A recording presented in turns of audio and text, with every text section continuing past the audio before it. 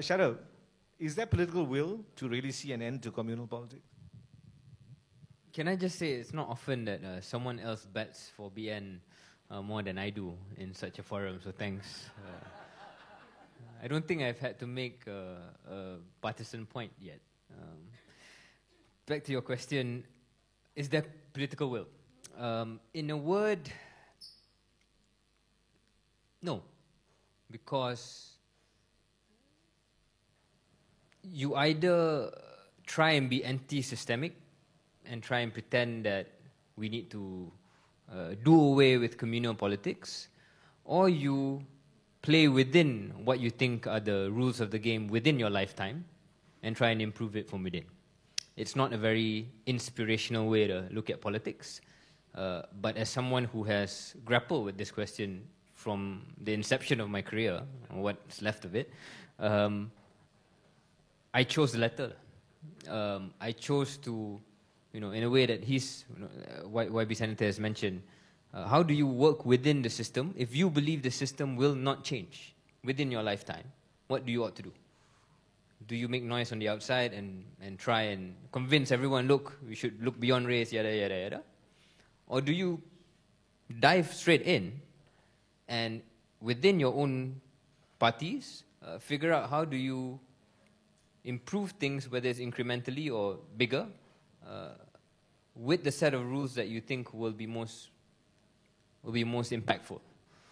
So, is there political will? I mean, unless someone can convince any of us that Malaysians and voters no longer see themselves in terms of skin color, then I'm afraid not.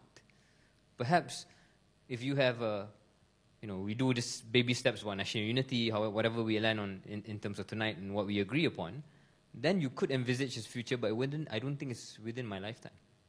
And So what do you think was the vote of 2 years ago all about, really? What was the vote 2 years ago about? Yeah. If it wasn't about idealism and a Malaysia that is more united, what was it about, really, do you think? Well, that's a whole other topic, but Very, very simple. sure. I think people were tired of BN. I think people felt that, choose my words very carefully, people perceived correctly or otherwise, that BN was corrupt. You needed new people in, turned out to be old people who came back in, fix the problem. I don't think it was necessarily an aspirational sense of a new Malaysia per se. I think it was a confluence of different stakeholders and different ideas of why you would kick a government out that came in a perfect storm. But to sort of expand a bit on my answer, I think, so you have ideals, right, of how politics ought to be. It ought to be less communal. It ought to be about ideas. It ought to be about development, about policy, yada, yada, yada. But as a politician, as a political actor, I know you guys have taken swings at politicians all night. But what do you expect us to do? I'm genuinely asking. Do you want us to... If all of us can be NGO activists, then fine lah.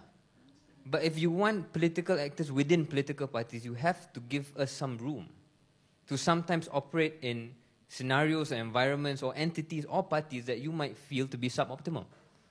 Because otherwise, then what? Then you leave it to...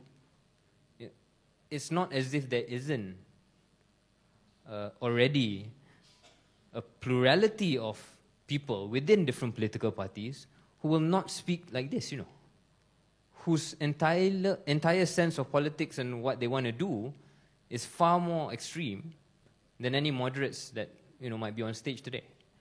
So I guess that's my appeal. Not the most articulate appeal because it's very difficult to frame it in words, but I think you get it. You either ask politicians to stay out of this system and bark from the outside, with all due respect, or you give them a shot and believe that ultimately they have to do what it takes to survive, but you test them on big matters. If I one day were to come up with something that was racist, you call me out lah. But if occasionally I have to stay on the right side of my party,